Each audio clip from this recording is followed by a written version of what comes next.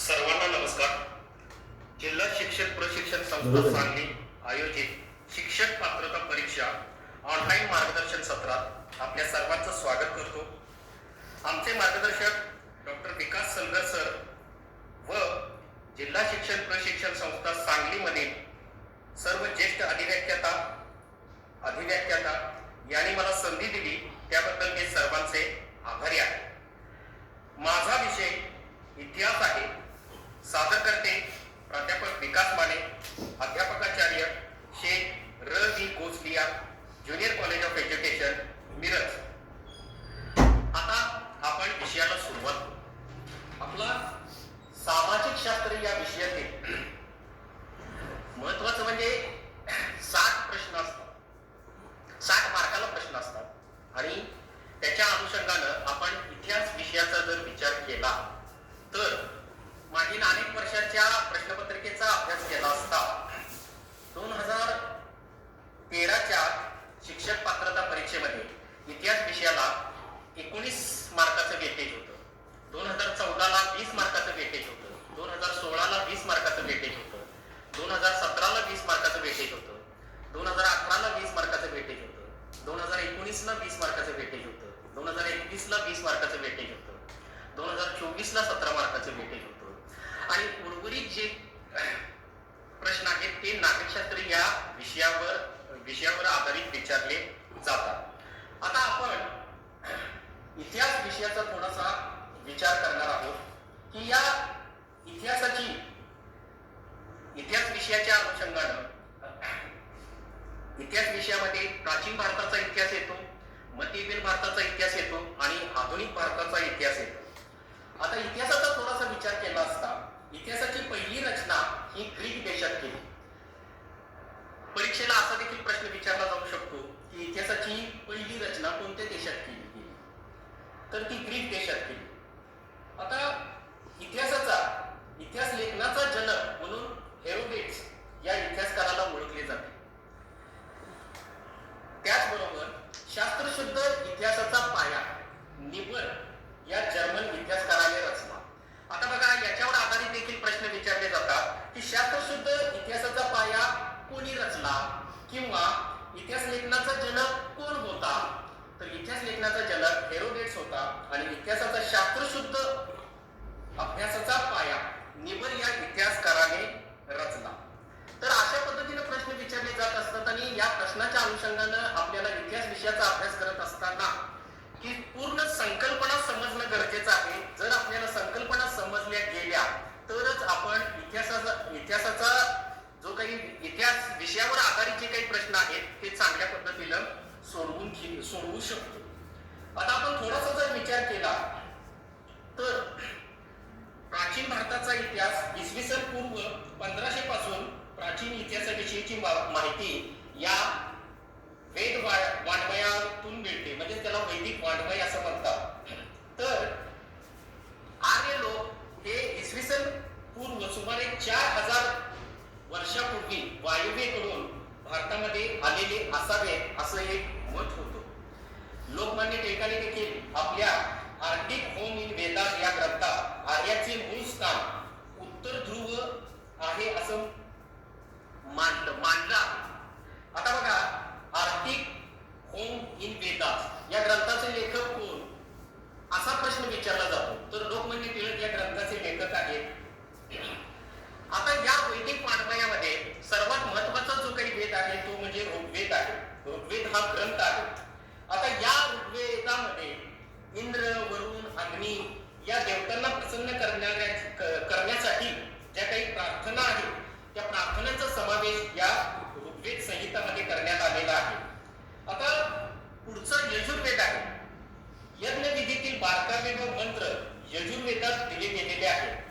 तसेच यज्ञ प्रसंगी जे मंत्र म्हटले जातात हे मंत्र संगीताच्या माध्यमातून म्हटले जात होते आणि या संगीताचा विचार या सामवेदामध्ये करण्यात आलेला आहे. त्याचबरोबर भीती व क्लेश नाहीसे करण्याच्या ज्या काही प्रार्थना आहेत त्या प्रार्थना अथर्ववेदात करण्यात आलेल्या आहेत. आता याच्याच बरोबर ब्राह्मण ग्रंथ यज्ञ करत असताना की यज्ञ करण्यापाठीमागचा हेतू कोणता आहे, या हेतू हिंदूंचं पद्धतशीरपणे विवरण करणारा ग्रंथ म्हणजेच ब्राह्मण ग्रंथ आहे.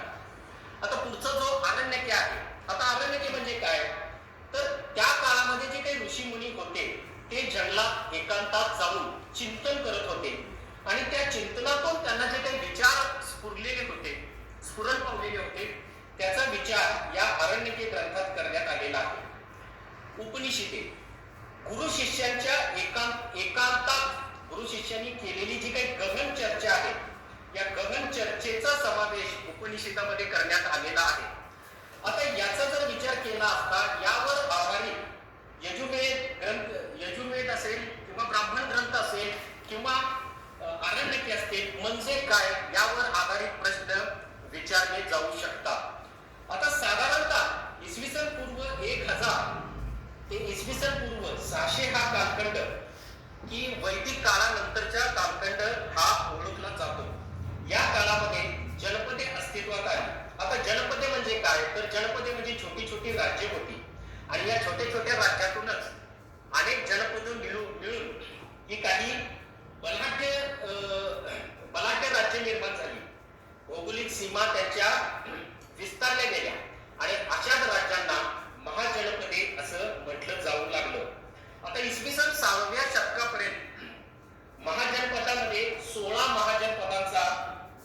महाजनपदांना विशेष महत्व होतं आणि त्यातही कोसल, वत्स्य, अवंती आणि मगध ही जी काही 4 महाजनपदी होती, ही 4 महाजनपदे अधिक सामर्थ्यशाली होती.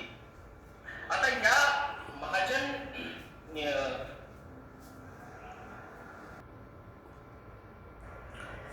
त्यातील मगध साम्राज्याचे नंद घराणे, आता इसवी सन पूर्व 364 ते 324 या नंद घराण्याचा कालावधी आहे. आता नंद घराण्यामध्ये शेवटचा जो नंद घराण्याचा राजा होता, धनानंद राजा होता. हा राजा, या राजाने प्रजेवर खूपच जुलूम अत्याचार केलेला होता. त्याचबरोबर मध्यवर्ती जी काही सत्ता होती त्याची ती कमकुवत झालेली होती आणि याचाच फायदा घेऊन आर्य चाणक्याच्या मदतीने चंद्रगुप्त मौर्य याने नंद घराण्याचा जो शेवटचा राजा होता धनानंद याचा वध करून मौर्य साम्राज्याची स्थापना केली. आणि इथून पुढं की मगध साम्राज्यावर आणि संपूर्ण भारतावर मौर्य साम्राज्याचं राज्य होतं. आता या मौर्य साम्राज्याचा जो काही कालावधी आहे तो इसवी सन पूर्व 321 ते इसवी सन पूर्व 185 हा इतका 136 वर्षाचा कालावधी आहे. आणि याच्यातीलच जो पहिला राजा आहे तो म्हणजे चंद्रगुप्त मौर्य. याचा कालावधी पाहिला गेला तर इसवी सन पूर्व 325 ते 296 हा चंद्रगुप्त मौर्यांचा कालावधी आहे. आता चंद्रगुप्त मौर्याने आपला राज्य विस्तार केला आणि त्याचबरोबर चंद्रगुप्त मौर्यांच्या कालावधीमध्येच चंद्रगुप्त मौर्याने विशाखा दत्त या चंद्रगुप्त मौर्यांच्या दरबारामध्ये विशाखा दत्त या संस्कृत नाटककाराने मुद्र राक्षस हे नाटक लिहिले. आता याच्यावर असे प्रश्न विचारले जातात की ज्यावेळेला आपण पुस्तक वाचत असतो त्यावेळेला आपण प्रश्न कशा पद्धतीने विचारला जाऊ शकतो याचा विचार करून आपण अभ्यास करणं गरजेचं आहे. आता या चंद्रगुप्त मौर्याने जैन धर्माचा स्वीकार केलेला होता आणि त्याच वेळेला चंद्रगुप्त मौर्याच्या कालावधीमध्येच की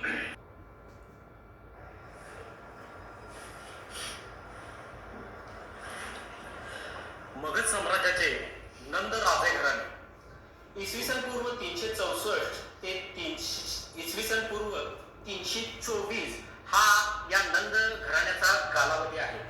आता मगध साम्राज्यामध्ये हे जे काही नंद घराणं होतं, या नंद घराण्याची जी काही शासन व्यवस्था होती ती शासन व्यवस्था खूप अशी बळकट होती. पण या नंद घराण्याचा जो शेवटचा राजा होता ज्याचं नाव होतं धनानंद, हा धनानंद होता. या धनानंदाने प्रजेवर खूप मोठ्या प्रमाणात जुलूम केलेला होता. त्याचबरोबर मध्यवर्ती सत्ता कमकुवत झालेली होती आणि याचाच फायदा घेऊन मौर्य घराण्याचा चंद्रगुप्त मौर्य याने आर्य चाणक्याच्या मदतीने नंद घराण्याचा शेवटचा राजा धनानंद याचा वध करून मौर्य साम्राज्याची स्थापना मगध साम्राज्यावर केली. आता बघा की मौर्य घराण्याचा जो चंद्रगुप्त मौर्य आहे, या चंद्रगुप्त मौर्याचा जो काही कालावधी आहे तो इसवी सन पूर्व 325 ते इसवी सन पूर्व 296 हा चंद्रगुप्त मौर्याचा कालावधी आहे. आता याच कालावधीचा विचार केला असता की सम्राट सिकंदर, ज्याला इतिहासामध्ये अलेक्झांडर देखील म्हटलं जातं, हा सिकंदर हा ग्रीक सम्राट यानं भारतावर आक्रमण केलेलं होतं. साधारणतः इसवी सन पूर्व 326 मध्ये हा वायव्येकडून भारतामध्ये आलेला होता आणि इसवी सन पूर्व 323 मध्ये त्याचा मृत्यू झाला.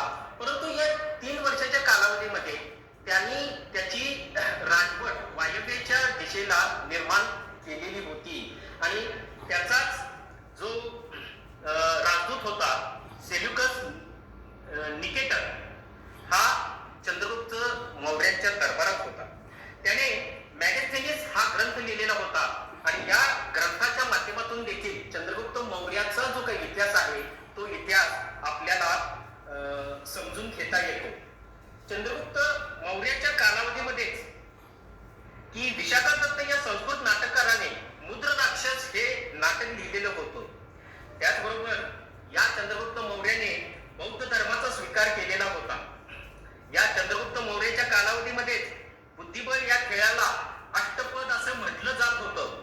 म्हणजेच काय आहे की आपल्याला इतिहासाचा अभ्यास करत असताना पूर्ण बारकाईनं त्या कालावधीमध्ये त्या राजाचा, त्याचबरोबर त्या राजाच्या बाबतीत घडलेल्या ज्या काही घडामोडी आहेत त्या घडामोडींचा अभ्यास केला असता आपल्याला चांगल्या पद्धतीनं प्रश्न सोडवता येऊ शकतात. आता चंद्रगुप्त मौर्य नंतर बिंदुसार हा राजा होता. इसवी सन पूर्व 296 ते इसवी सन पूर्व 268 हा या बिंदुसार राजाचा राज्यकारभाराचा कालावधी होता आणि त्याच्यानंतर त्याचा जो मुलगा होता तो म्हणजे सम्राट अशोक. आता सम्राट अशोक यांचा कालावधी इसवी सन पूर्व 273 ते इसवी सन पूर्व 232 हा कालावधी आहे. आता सम्राट अशोकचा विचार केला असता की या सम्राट अशोकच्या कालावधीमध्येच कलिंगचं युद्ध झालेलं होतं आणि या युद्धानंतर सम्राट अशोकने बौद्ध धर्म स्वीकारलेला होता आणि बौद्ध धर्माचा प्रचार आणि प्रसार करण्याकरताच त्याने आपला मुलगा आणि मुलगी याला श्रीलंका या देशामध्ये पाठवलं होतं की बौद्ध धर्माचा प्रचार आणि प्रसार श्रीलंका असेल, म्यानमार असेल या देशामध्ये सम्राट अशोक यांच्या कालावधीमध्येच बौद्ध धर्माचा प्रसार झालेला आपल्याला पाहायला मिळतो. आता मौर्य साम्राज्यानंतरची राजे. आता मौर्य साम्राज्यानंतर की भारतामध्ये इंडो ग्रीक राजे. आता इंडो ग्रीक राजे म्हणजे कोण, तर भारतीय उपखंडामध्ये वायव्य दिशेला जी काही छोटी छोटी राज्य होती त्या राजांना इंडो ग्रीक राजे असं म्हटलं जात होतं. आणि या इंडो ग्रीक राजामध्ये मिनेडर हा एक प्रसिद्ध राजा होऊन गेला. त्याने नागसेन या बौद्ध भिक्षू बरोबर तत्वज्ञानाची जी चर्चा केली, या दोघांच्या प्रश्नोत्तराच्या माध्यमातून मिलिंदपण या ग्रंथाची निर्मिती झाली. आता प्रश्न असा विचारला जातो की मिलिंदपणा हा ग्रंथ कोणी लिहिला, तर मिनेडर राजानं लिहिला गेलेला हा ग्रंथ आहे. म्हणजे बघा की अशा प्रकारे बारकावेला अभ्यास केला असताच असे अनेक प्रश्न तयार होऊ शकतात. तुम्हाला अशा प्रकारचे प्रश्न तयार करता आले पाहिजे. आता याच्यानंतरचे जे काही कुशाण राजे आहेत, आता हे कुशाण राजे मध्य आशियामधून ज्या टोळ्या भारतात आल्या होत्या त्यांना कुशाण या नावाने ओळखले जातात. आता यांनी यांचं राज्य काश्मीरमध्ये स्थापन केलेलं होतं आणि भारतात पहिल्यांदा सोन्याची नाणी पाडण्याची सुरुवात या कुशाण राजांनी केली. बघा आता असा प्रश्न विचारला जातो की भारतामध्ये सोन्याची नाणी पाडण्याची सुरुवात कोणत्या राजाच्या कालावधीमध्ये सुरू झाली, तर कुशाण राजांनी भारतामध्ये सोन्याची नाणी पाडण्याची सुरुवात केली. आता याच्यानंतर सम्राट कनिष्क. आता सम्राट कनिष्काचा जर राज्याचा विस्तार पाहिला तर हा पश्चिमेला काबूल पासून पूर्वेला वाराणसीपर्यंत पसरलेला होता आणि कनिष्काच्या काळातच बौद्ध धर्माची चौथी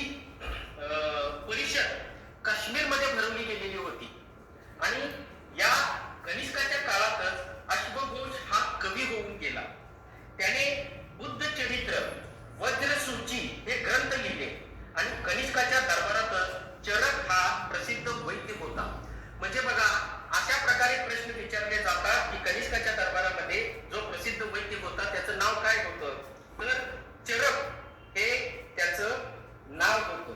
आता याच्या पुढचा जो काही कालावधी आहे तो म्हणजे गुप्त घराण्याचा.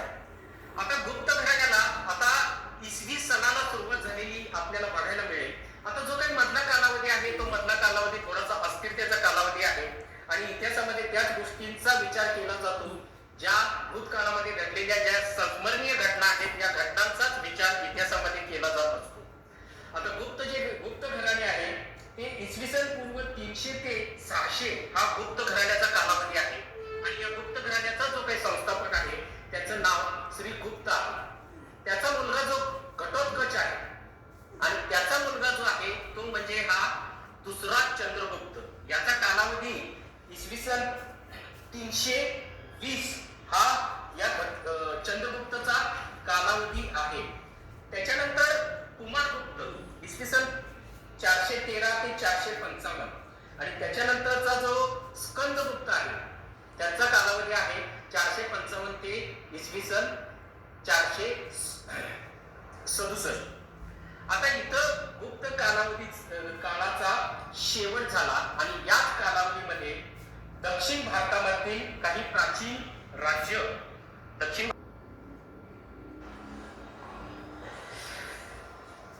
गुप्त काळाचा शेवट झाला कारण नंतरचे राजे जे आहेत ते कर्तृत्वहीन निघाले आणि याच्यानंतर वर्धन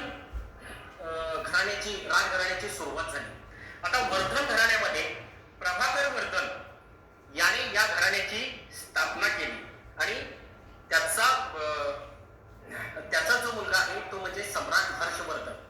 याचा कालावधी जर पाहिला आपण तर इसवी सन 606 ते इसवी सन 647 हा सम्राट हर्षवर्धनचा कालावधी आहे. आता सम्राट हर्षवर्धनचा जो काही राज्य विस्तार होता तो उत्तरेस नेपाळ, दक्षिणेस नर्मदा, पूर्वेस आसाम आणि पश्चिमेस मालव्यापर्यंत पसरला गेलेला होता. म्हणजे फार मोठा जो काही राज्य विस्तार आहे तो राज्य विस्तार सम्राट हर्षवर्धन या वर्धन राजघराण्यातल्या राजानं केलेला आपल्याला दिसून येतो. हा हर्षवर्धन हा बौद्ध धर्माचा अनुयायी होता आणि याच्याच कालावधीमध्ये युआन शांग हा भारतात आलेला होता. म्हणजे बघा युआन शांग हा कोणत्या राजाच्या कालावधीमध्ये भारतात आलेला होता असा प्रश्न विचारला गेला असता तर त्याचं उत्तर आहे सम्राट हर्षवर्धन. आता या सम्राट हर्षवर्धनाने रत्नावली व नागानंद ही नाटके लिहिलेली होती. प्रभाकर वर्धन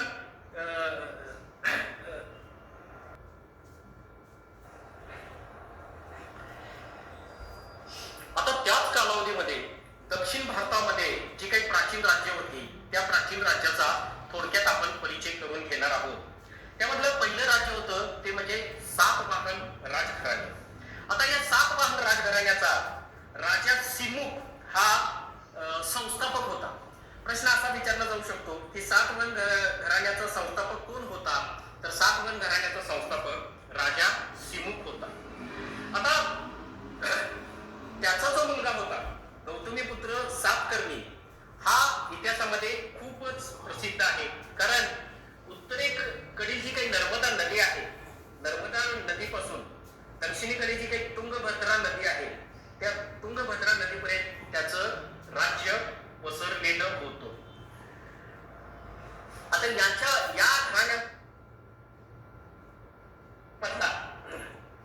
सातवाहन राजा हाल याने गाथा सप्तशती हा ग्रंथ लिहिलेला होता आणि महाराष्ट्रातील अजिंठा, नाशिक मधील कारले, भाजे, कान्हेरी, जुन्नूर या सातवाहनाच्या कालावधीमध्येच ही जी काही लेणी आहे ही लेणी खोदली गेलेली होती. आता सातवाहन राजाच्या नंतरचे जे काही राजे आहेत घराण्यामधले जे काही राजे आहेत ते राजे दुर्बल होते आणि त्याच्याच अनुषंगानं पुन्हा वाकाटक राजघराण्याची सत्ता या आपल्या दक्षिण भारतामध्ये सुरू झाली. आता वाकाटक घराण्याचा जो काही संस्थापक आहे त्याचं नाव आहे विघ्नशक्ती. आता या घराण्यामध्ये वाकाटक राजा दुसरा प्रवरसेन याने महाराष्ट्री या प्राकृत भाषेतील सेतुबंध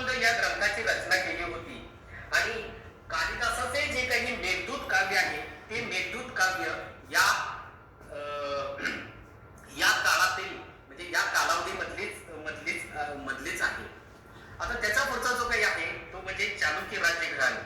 इसवी सन पूर्व 6व्या शतकात चालुक्य घराण्याची स्थापना पहिला पुलकेशी यांनी केली आणि कर्नाटकमधील बदामी ही त्याची राजधानी होती. आता पुढचे जे घराणे आहेत पल्लव राजघराणे किंवा राष्ट्रकूट राजघराणे.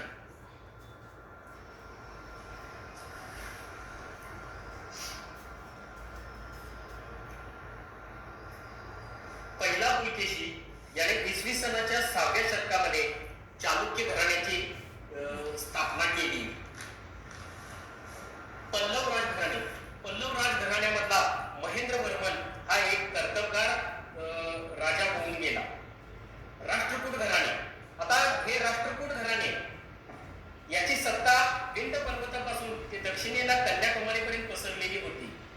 दंतीदुर्ग या राजाने प्रथम राष्ट्रकूट घराण्याची सत्ता महाराष्ट्रामध्ये स्थापन केली आणि कृष्ण राजा पहिला यांनी वेरूळचे सुप्रसिद्ध कैलास मंदिर म्हणजे मंदिर बांधले. अशी आता आपण दक्षिण भारतातील काही प्राचीन राज्यांची माहिती पाहिलेली आहे. आता आपण प्राचीन भारतातील धार्मिक प्रवाह पाहणार आहोत. आता प्राचीन भारतामध्ये महत्वाचं म्हणजे जैन धर्म. आता जैन धर्म हा भारतातील प्राचीन धर्मापैकी एक धर्म आहे. या धर्मात अहिंसा या तत्वाला महत्व दिलेले आहे आणि धर्म ज्ञान प्रकट करणाऱ्यास जैन धर्मात तीर्थकर असं म्हणतात. आणि जैन परंपरेनुसार एकूण 24 तीर्थकर होऊन गेले. वर्तमान महावीर जैन धर्माच्या परंपरेतील 24वे तीर्थकर होते. आता प्रश्न अशा प्रकारचे विचारला जाऊ शकतो की 24व्या तीर्थकराचं नाव काय किंवा तीर्थकर कोणाला म्हटलं जातं. तुम्हा सर्वांना प्रश्न तयार करता आले पाहिजे. आता वर्तमान महावीर याचा कालावधी पाहिला असता इसवी सन 599 ते इसवी सन 527 हा वर्तमान महावीरांचा कालावधी आहे. पुढचा आहे तो म्हणजे जैन धर्म. पुढचा आहे तो म्हणजे बौद्ध धर्म. आता बौद्ध धर्माची जी काही स्थापना आहे ती गौतम बुद्धांनी केली. गौतम बुद्धांचा कालावधी पाहिला असता इसवी सन पूर्व 563 ते इसवी सन पूर्व 483 हा कालावधी आहे. आता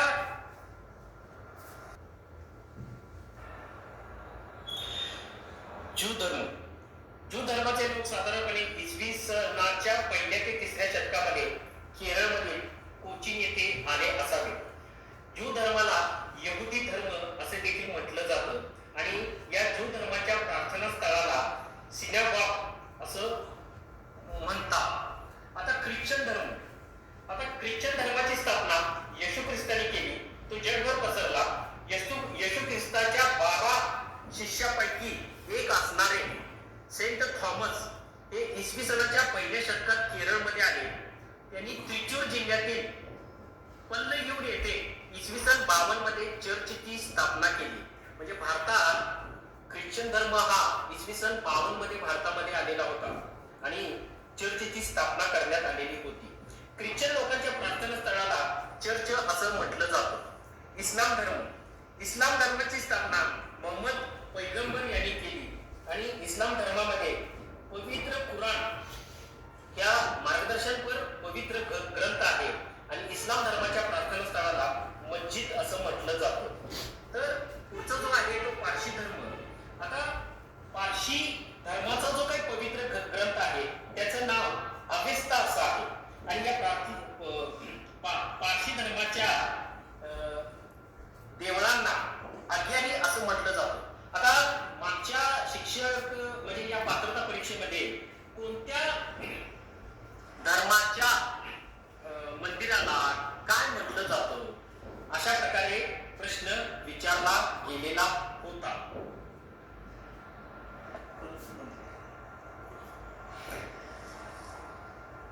सुलतानशाही व मुघलता. हर्षवर्धन हा भारतातील शेवटचा सम्राट झाला. त्यानंतर प्रबळ सम्राट भारतात झाला नाही.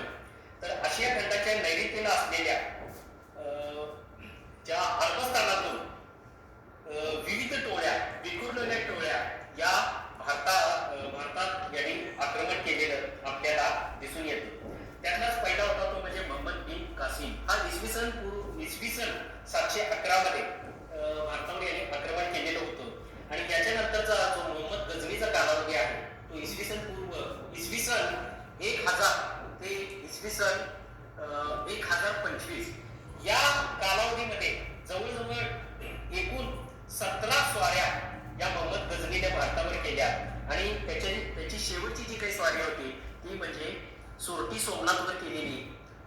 1524 मध्ये एक मोठी स्वारी केलेली होती.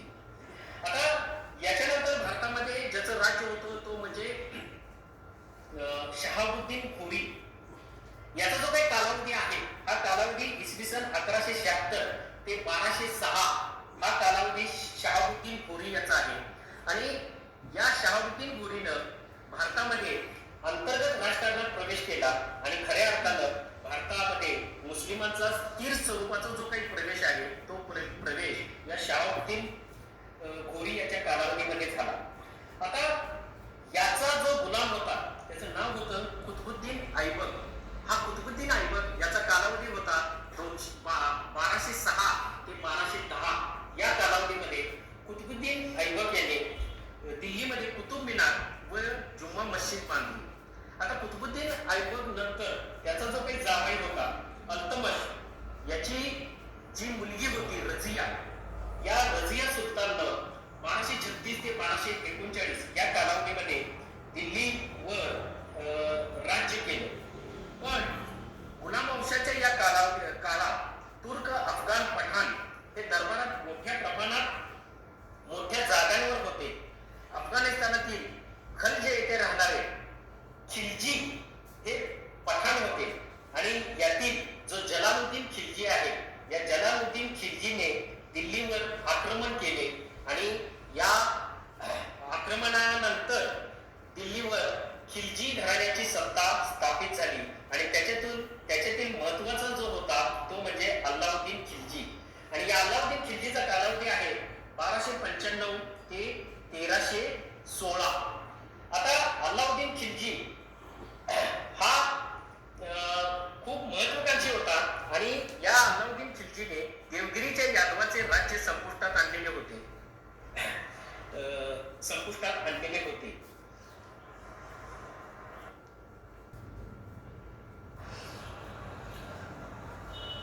खिलजी घराण्याचा शेवट झाला आणि मोहम्मद तुघलक याच्या माध्यमातून तुघलक घराण्याला सुरुवात झाली.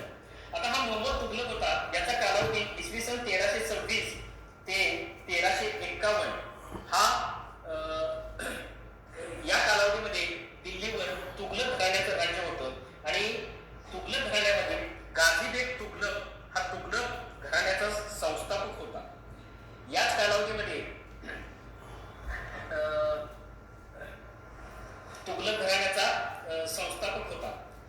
आता या कालावधीमध्ये मोहम्मद तुघलक आणि फिरोज तुघलक. आता फिरोज तुघलकचा जो काही कालावधी आहे तो 1351 ते 1388. या तुघलक घराण्याच्या या कालावधीमध्येच दिल्लीतून जी काही राजधानी आहे ती देवगिरीस महाराष्ट्रामधील देवगिरीस आणण्याचा प्रयत्न या मोहम्मद तुघलकाने केलेला होता. याच कालावधीमध्ये दक्षिणेत हरिहर व गुप्त या भावाने दिल्लीतील जी काही अस्थिर सत्ता आहे या अस्थिरतेचा फायदा घेऊन 1336 मध्ये विजयनगरचे राज्य स्थापन केले होते आणि विजयनगरची राजधानी कर्नाटकातील हंपी ही होती आणि 1565 मध्ये विजयनगरचे राज्य संपुष्टात आले. आता मोहम्मद तुघलकाचे वर्चस्व इसवी सन 1347 मध्ये संपुष्टात आले आणि नवीन राज्य अस्तित्वात आले दक्षिणेकडे. याच्यातील हसन गंगू हा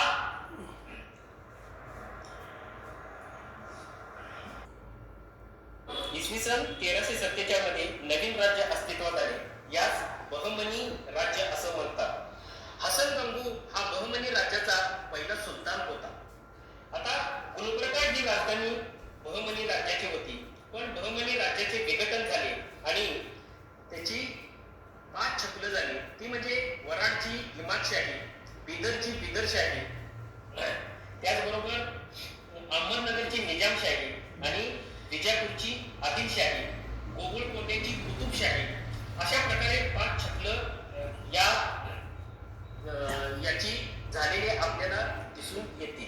आता त्याच्यानंतरचा जो काही कालावधी आहे दिल्लीवर सत्ता स्थापन करण्याचा तो म्हणजे थोड्या कालावधीमधला सय्यद घराणे इसवी सन 1416 ते 1450 हा सय्यद घराण्याचा कालावधी होता आणि त्याच्यानंतर महत्वाचं घराणं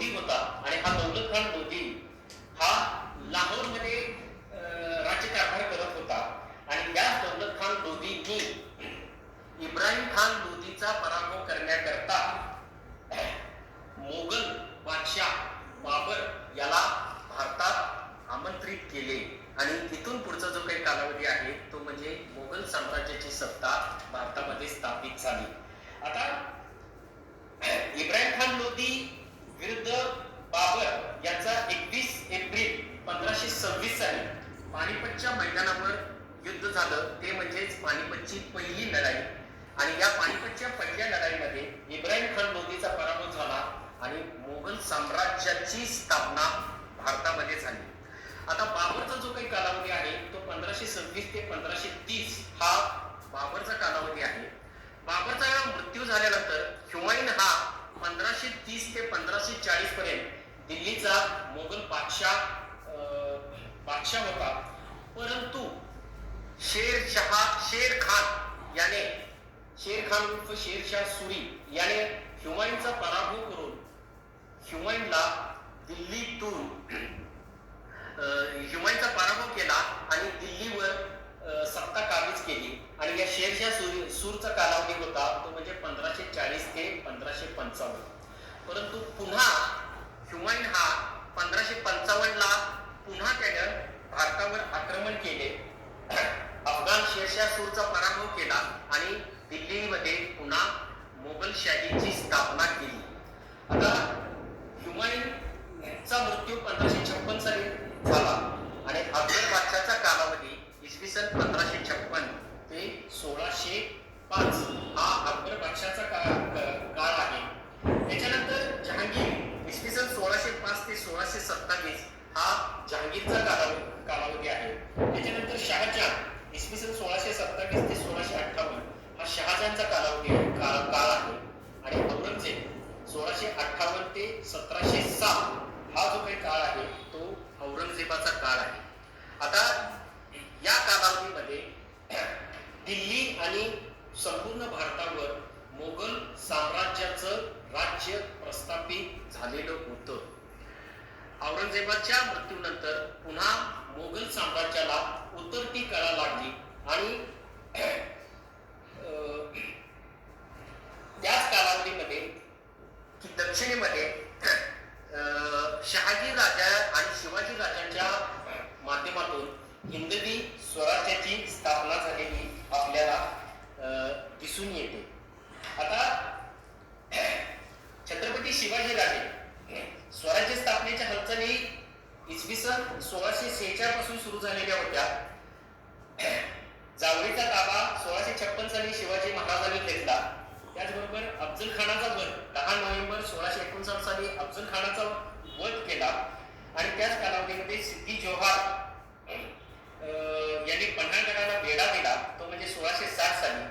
त्याच कालावधीमध्ये शाहिस्ते खानची स्वारी महाराष्ट्रावर आलेली होती आणि शाहिस्ते खान पुण्यामध्ये लाल महालामध्ये बसून त्याचा जो काही राज्यकारभार आहे तो करत होता. आणि या लाल महालावर हल्ला 5 एप्रिल 1663 साली शिवाजी महाराजांनी केला. त्याच कालावधीमध्ये सुरतवर स्वारी केली ती म्हणजे 5 जानेवारी 1664 साली. त्याच कालावधीमध्ये मिर्झा राजे जयसिंग हा दिल्लीहून महाराष्ट्रामध्ये आलेला होता. आणि या मिर्झा राजे जयसिंग आणि शिवाजी महाराज यांच्यामध्ये जो तह झाला तो म्हणजे पुरंदरचा तह म्हणून ओळखला जातो तो जून 1665 साली. आणि या तहाच्या अनुषंगाने शिवाजी महाराजांनी आग्र्याला भेट दिलेली होती. आणि आग्र्याला भेट दिली असता औरंगजेबाने शिवाजी महाराजांना कैद केलेलं होतं. आणि 17 ऑगस्ट 1666 साली शिवाजी महाराजांची आग्र्यातून सुटका किंवा आग्र्यातून ते महाराष्ट्राकडे निघून आलेले होते. आणि आग्रा भेटीनंतर 6 जून 1674 साली शिवाजी महाराजांचा राज्याभिषेक झाला. आता 1680 साली शिवाजी महाराजांचा मृत्यू झाल्यानंतर छत्रपती संभाजी महाराज, आता संभाजी महाराजांचा जो जन्म आहे तो 14 मे 1657 साली झालेला होता. संभाजी महाराजांना अवघ 9 वर्षाचाच कालावधी भेटला आणि 11 मार्च 1689 साली संभाजी महाराजांचा मृत्यू झाला. त्यानंतर छत्रपती राजाराम महाराज झाले. छत्रपती राजाराम महाराजांचा जो काही कालावधी आहे तो 1689 ते 1706 पर्यंतचा राजाराम महाराजांचा कालावधी आहे. आणि राजाराम महाराजांच्या मृत्यूनंतर छत्रपती महाराणी ताराबाई या छत्रपती झाल्या आणि स्वराज्याचा राज्यकारभार सांभाळून लागले. त्याच कालावधीमध्ये 1689 साली ज्या वेळेला संभाजी महाराजांचा मृत्यू झाला त्याचवेळी संभाजी महाराजांचा जो मुलगा होता तो म्हणजे शाहू महाराज, या शाहू महाराजांना औरंगजेबाने कैद केलेलं होतं. आणि औरंगजेबाच्या मृत्यूनंतर 1707 साली शाहू महाराजांना मोगलांनी कैदेतून सोडलं होतं. पण त्याच कालावधीमध्ये महाराष्ट्रामध्ये महाराणी ताराबाई या राज्यकारभार करत होत्या आणि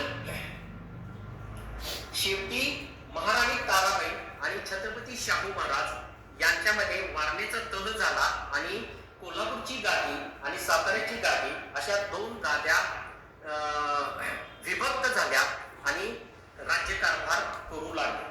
आता छत्रपती शाहू महाराजांचं जे काही शाहू महाराजांचे जे पेशवे होते ते म्हणजे पहिले बाळाजी विश्वनाथ भट. आता बाळाजी विश्वनाथ भट यांनी स्वकर्तृत्वावर पेशवेपद मिळवलेलं होतं आणि या पेशवेपदाच्या माध्यमातून शाहू महाराजांच्या करता त्यांनी चौथाई आणि सरदेशमुखी या सनदा दिल्लीतून मिळवलेल्या होत्या. आता चौथाई म्हणजे काय तर महसुलाच्या चौथा भाग आणि सरदेशमुखी म्हणजे काय तर महसुलाच्या 10वा भाग. आता चौथाई म्हणजे काय किंवा सरदेशमुखी म्हणजे काय अशा प्रकारचे प्रश्न देखील विचारले जाऊ शकतात. तर बाळाजी विश्वनाथ भट नंतर पहिला बाजीराव पेशवा ज्या यांनी 1720 साली पेशवेपद स्वीकारलं आणि पुढच्या 20 वर्षाच्या कालावधीमध्ये बाजीराव पेशवे यांनी उत्तरेकडे राज्य विस्तार करण्याचा प्रयत्न केला तेव्हा उत्तरेकडे राज्य विस्तार केला. आता पहिल्या बाजीरावच्या मृत्यूनंतर त्यांचा जो काही मुलगा आहे तो म्हणजे पेशवा नानासाहेब पेशवे आणि या पेशवा नानासाहेब पेशव्यांच्या कारकिर्दीतच पानिपतचं युद्ध झालेलं होतं. ते म्हणजे 14 जानेवारी 1761 साली. नानासाहेब पेशव्यानंतर पेशवा माधवराव यांनी राज्यकारभार पाहिला. पेशवा माधवराव नंतर पेशवा सवाई माधवराव ज्यांचा कालावधी आहे 1774 ते 1795. त्याच्यानंतर जे आहे ते म्हणजे दुसरा बाजीराव पेशवा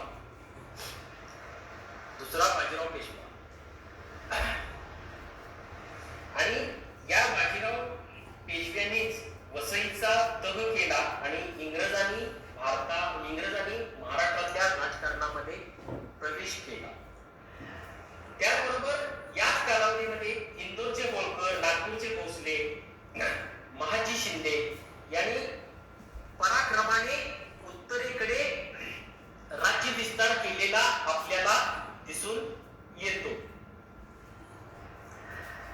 आता याच कालावधीमध्ये प्रबोधनाचा काळ होता.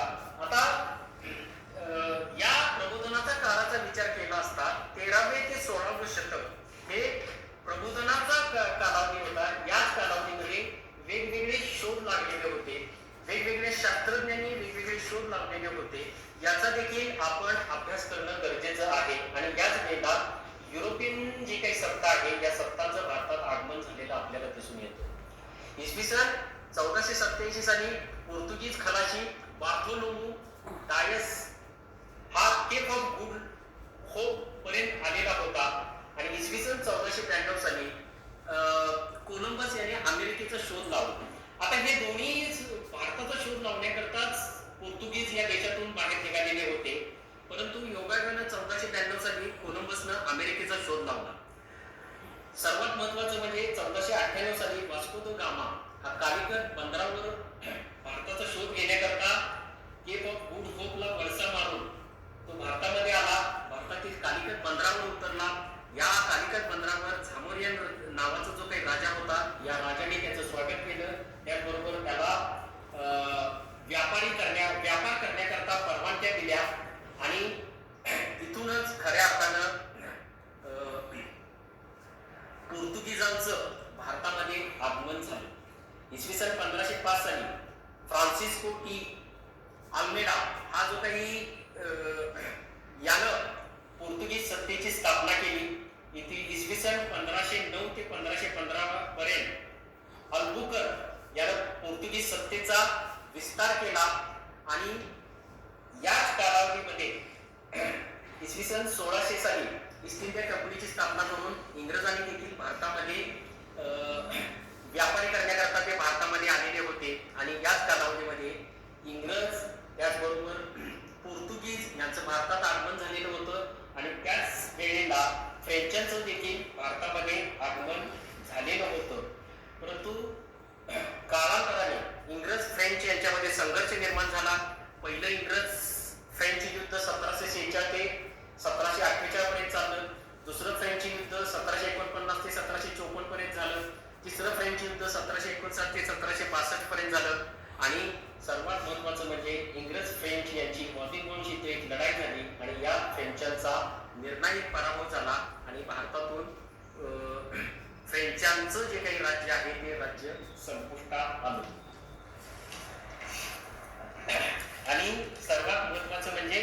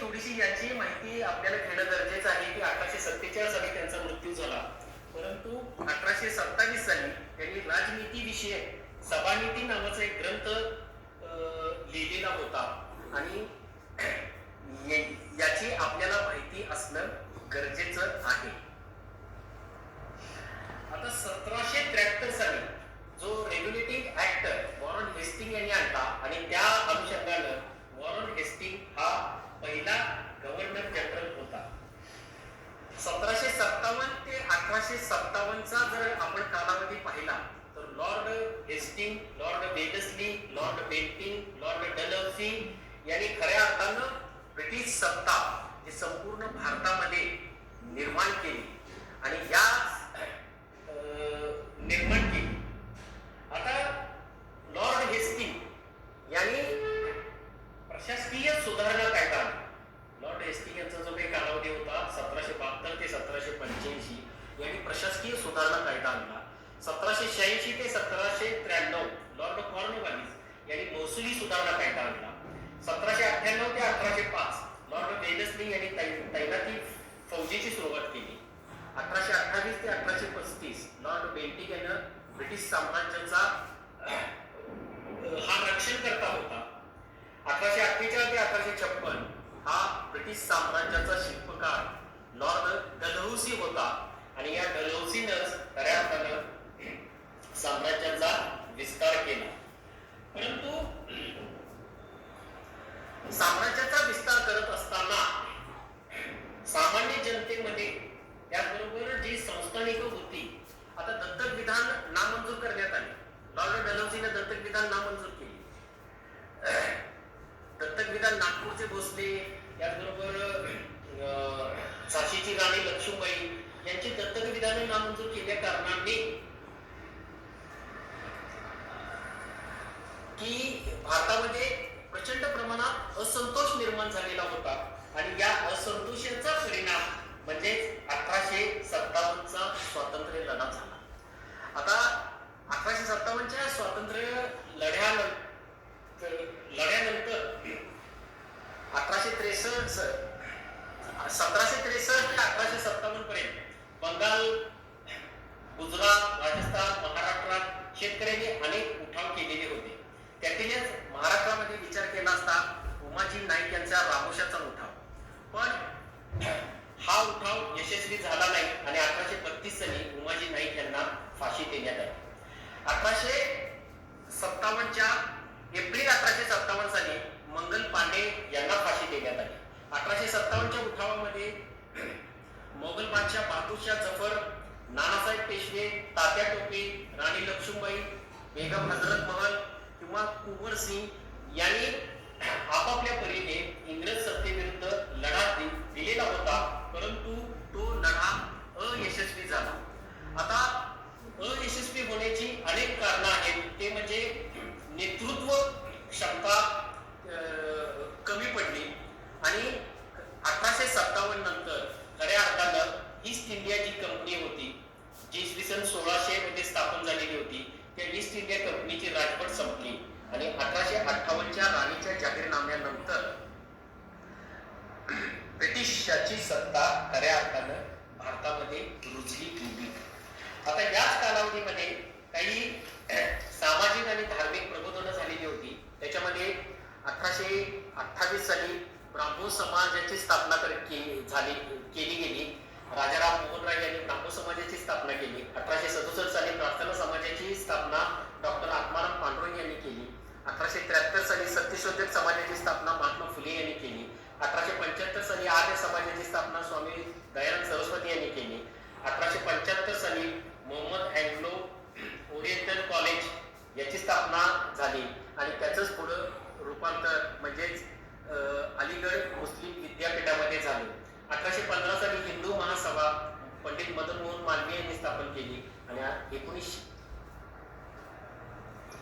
1925 साली राष्ट्रीय स्वयंसेवक संघाची स्थापना डॉक्टर हेडगेवार यांनी केली.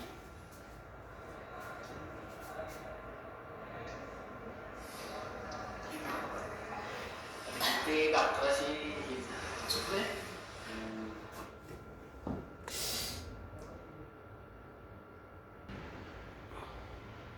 नंतर किंवा 1857च्या उठावानंतर ॲलन ह्यूम यांनी पाहिलं की भारतामध्ये तरुणांमध्ये प्रचंड प्रमाणात असंतोष आहे आणि या असंतोषाला वाट मिळवून देण्याकरता 28 डिसेंबर 1885 साली राष्ट्रीय सभेची स्थापना केली.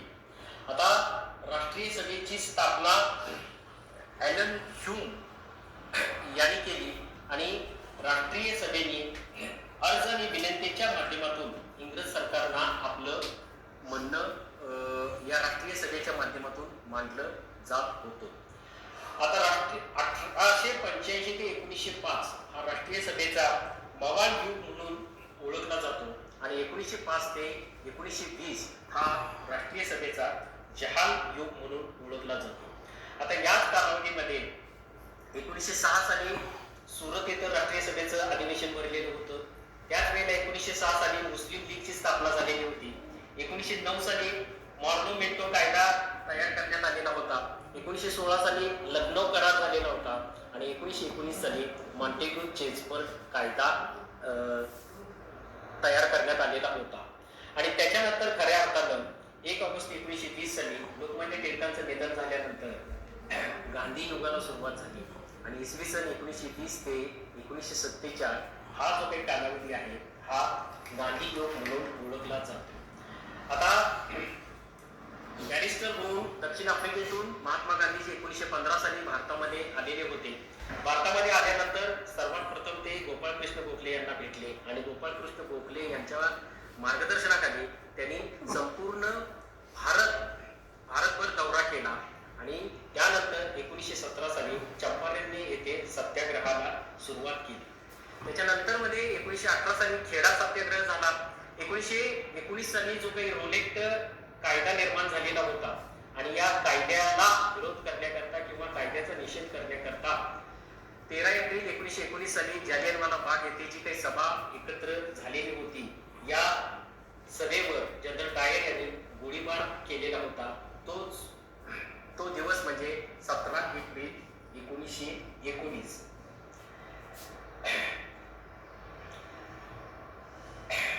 1920 साली असहकार चळवळीला सुरुवात झाली. गांधीजींनी असहकार इंग्रजांना कोणत्याही परिस्थितीमध्ये सहकार्य करायचं नाही, संपूर्ण असहकार इंग्रज सरकारशी ठेवायचा आणि जर आपण इंग्रजांची असहकार ठेवला तर 1 वर्षामध्ये आपल्याला स्वातंत्र्य मिळेल असं गांधीजींचं म्हणणं होतं. आणि त्याच्याच अनुषंगानं परंतु 12 फेब्रुवारी 1922 साली असहकार चळवळ अचानक स्थगित करण्यात आली. कारण की चौरी चौरा या ठिकाणी असहकार चळवळीला हिंसक वातावरण तिथं निर्माण झालं आणि हिंसक वातावरण निर्माण झाल्या कारणाने तिथल्या पोलीस चौकीला आग लावण्यात आली आणि याच्यामध्ये 22 पोलिसांचा मृत्यू झाला आणि म्हणून गांधीजींनी असहकार चळवळ मागे घेतली. 1922 या कालावधीमध्ये मोतीलाल नेहरू यांनी स्वराज्य पक्षाची स्थापना केलेली होती. मॉन्टेग्यू चेम्सफोर्ड कायद्याच्या अनुषंगानं 1927 साली सायमन कमिशन भारतामध्ये आलेलं होतं आणि या सायमन कमिशनचा विरोध लाला लजपत राय यांनी केलेला होता आणि त्याच्याच नंतर 1929 साली संपूर्ण स्वराज्याची मागणी करण्यात आलेली होती. 1929 साली रावी नदीच्या किनारी जे अधिवेशन भरलेलं होतं या अधिवेशनामध्ये पंडित जवाहरलाल नेहरू यांनी संपूर्ण स्वराज्याची मागणी केलेली होती. तो दिवस होता 26 जानेवारी. म्हणून आपण 26 जानेवारी 1950 सालापासून प्रजासत्ताक दिन साजरा करतो. त्याच कालावधीमध्ये महात्मा गांधीजींनी 12 मार्च 1930 रोजी दांडी यात्रेला सुरुवात केलेली होती मिठाचा कर मोडण्याकरता. आणि त्याच कालावधीमध्ये 23 एप्रिल 1930 साली पेशावरला जो सत्याग्रह केला गेलेला होता तो म्हणजे खान अब्दुल गफार खान यांच्या नेतृत्वाखाली. त्याच कालावधीमध्ये 6 मे 1930 साली सोलापूर येथे सत्याग्रह झालेला होता. त्याच कालावधीमध्ये 1 मे 1930 साली धारासला सत्याग्रह तो सरोजिनी नायडू यांच्या नेतृत्वाखाली झालेला होता. आणि 12 डिसेंबर 1930 साली बाबू गेनू यांनी बलिदान दिलेलं होतं की याच कालावधीमध्ये 1930 साली पहिली गोलमेज परिषद झाली, 1931 साली दुसरी गोलमेज परिषद झाली, 1932 साली तिसरी गोलमेज परिषद झाली आणि 1932 सालीच पुणे करार झालेला होता. डॉक्टर बाबासाहेब आंबेडकर आणि महात्मा गांधी यांच्यामध्ये पुणे करार झालेला होता. 1935 साली प्रांतिक मंत्रिमंडळाची स्थापना झाली. 1939 साली दुसरे महायुद्ध झालं. 1942 साली क्रिप्स योजना आली. 1942 1943 साली आझाद हिंद सरकारची स्थापना झाली आणि नंतरच्या कालावधीमध्ये 15 ऑगस्ट 1947 साली भारताला स्वातंत्र्य मिळालं. आता सशस्त्र क्रांतिकारकांची जी काही चळवळ होती त्याच्यामध्ये वासुदेव बळवंत फडके 1845 ते 1883, चाफेकर बंधू रॅडचा ज्यांनी वध केला 22 जून 1897 साली, यामध्ये दामोदर चाफेकर यांना 18 एप्रिल 1898 साली फाशी झाली, बाळकृष्ण चाफेकर यांना 16 मे 1899 साली फाशी झाली, वासुदेव चाफेकर यांना 8 मे 1899 साली फाशी झाली. याच काळात 1902 साली अनुशीलन समितीची स्थापना झाली. 1908 साली मुझफ्फर बॉम्ब हल्ला झाला, जे न्यायाधीश किंग्सफोर्ड होते त्यांच्यावर बॉम्ब हल्ला करण्यात आलेला होता आणि याच्याच अनुषंगानं 18 ऑगस्ट 1908 साली खुदिराम बोस यांना फाशी देण्यात आली. 1913 साली गदर चळवळीची स्थापना झाली. 9 ऑगस्ट 1925 साली काकोरी कट झाला. 18 एप्रिल 1930 साली चितगाव शस्त्रागारावर हल्ला करण्यात आला. 12 जानेवारी 1932 साली सूर्यसेन यांना फाशी दिली. कल्पना दत्त यांना जन्मठेप देण्यात आली. 17 डिसेंबर 1928 साली सँडर्सला ठार मारले. 8 एप्रिल 1929 साली असेंब्लीत बॉम्ब टाकण्यात आला आणि याचाच परिणाम म्हणून 23 मार्च 1931 साली भगतसिंग राजगुरू सुखदेव यांना फाशी देण्यात आली. याच कालावधीमध्ये समतेचा लढा किंवा शेतकऱ्यांची चळवळ सुरू होती. 1918 साली किसान सभेची स्थापना झाली. बाबा रामचंद्र यांनी उत्तर प्रदेशमध्ये किसान सभेची स्थापना केली. आता प्रश्न अशा प्रकारचे विचारले जाऊ शकतात, किसान सभेची स्थापना कोणी केली, कोठे केली? तर बाबा रामचंद्र यांनी उत्तर प्रदेशमध्ये केली. 1936 साली अखिल भारतीय किसान सभा याची स्थापना प्राध्यापक ए जी रंगा यांनी केली. त्याच कालावधीमध्ये कामगार संघटनेची संघटना देखील स्थापित होत होत्या. 1890 साली कामगार संघटनेची स्थापना झाली. नारायण मेघाजी लोखंडे यांचा जन्म 1845 झाला, मृत्यू 1897 साली झाला. यांनी कामगार संघटनेची स्थापना केली. किंवा श्रीपाद अमृत डांगे यांचा जन्म 18 ऑक्टोबर 1899, मृत्यू 27 मे 1991 साली झाला. याच कालावधीमध्ये समाजवादी चळवळीची सुरुवात झालेली होती. 1934 साली काँग्रेस समाजवादी पक्षाची स्थापना आचार्य नरेंद्र देव यांनी केली. डॉक्टर राम मनोहर लोहिया हे देखील त्या समाजवादी चळवळीमध्ये समाविष्ट होते. याच भारतामध्ये स्त्रियांच्या चळवळीला देखील सुरुवात झालेली होती. पंडिता रमाबाई जन्म 23 एप्रिल 1858, मृत्यू 5 एप्रिल 1922. रमाबाई रानडे जन्म 25 जानेवारी 1862, मृत्यू 1924. डॉक्टर रखमाबाई सावे जन्म 18 नोव्हेंबर 1864, मृत्यू 25 सप्टेंबर 1955. डॉक्टर आनंदीबाई जोशी जन्म 31 मार्च 1865 आणि मृत्यू 16 फेब्रुवारी 1887. यांनी सामाजिक कार्यामध्ये खूप मोठं काम केलेलं होतं. त्याचबरोबर दलित चळवळ सुरू होती. विठ्ठल महर्षी विठ्ठल रामजी शिंदे, राजश्री शाहू महाराज, डॉक्टर बाबासाहेब आंबेडकर यांनी दलित चळवळीच्या माध्यमातून देखील सामाजिक प्रबोधन केलं. आता या संदर्भात थोडासा विचार केला असता की प्रत्येक घटना, इतिहासाचा विचार केला असता की घटना कधी घडली, का घडली आणि घडलेल्या घटनेचा काय परिणाम झाला, याच्यावर आधारित प्रश्न तयार होऊ शकतात. आणि म्हणून आपल्याला प्राचीन भारताच्या इतिहासापासून आधुनिक भारताच्या इतिहासापर्यंतच्या ज्या काही घटना आहेत, त्याचबरोबर ज्या काही संकल्पना आहेत, त्या समजून घेणं गरजेचं आहे. अभ्यासक्रम खूप फास्ट आहे. प्रश्न विचारपूर्वक अभ्यास केला असता आपण त्याची उत्तरं देऊ शकतो. म्हणून इयत्ता 6वी, 7वी, 8वीच्या पाठ्यपुस्तकाचा अभ्यास करणं गरजेचं आहे. त्याचबरोबर आधुनिक भारताचा इतिहास डॉक्टर श्रीनिवास सातभाई यांचं पुस्तकही वापरणं गरजेचं आहे. भारताचा स्वातंत्र्य संघर्ष डॉक्टर M.V. काळे यांचंही पुस्तक वापरणं गरजेचं आहे. BA व MA इतिहास शिवाजी विद्यापीठातला जो काही अभ्यासक्रम आहे, त्या अभ्यासक्रमाच्या अनुषंगानं आपण अभ्यास केला तर आपल्याला ही परीक्षा अवघड जाणार नाही. धन्यवाद.